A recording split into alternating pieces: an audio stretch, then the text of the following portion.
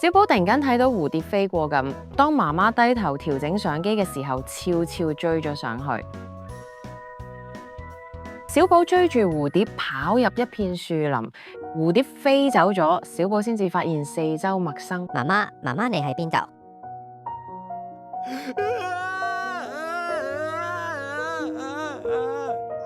呢個係星喵，一隻有瞬間移動能力嘅小貓。星喵咧正喺樹蔭底下打盹，耳仔突然抖動，聽到遠處傳嚟喊聲。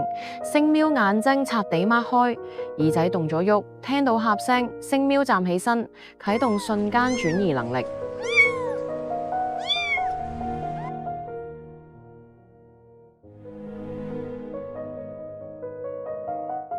星喵瞬移到小寶身旁，輕輕用頭撐小寶安慰佢。小毛，我迷路啦！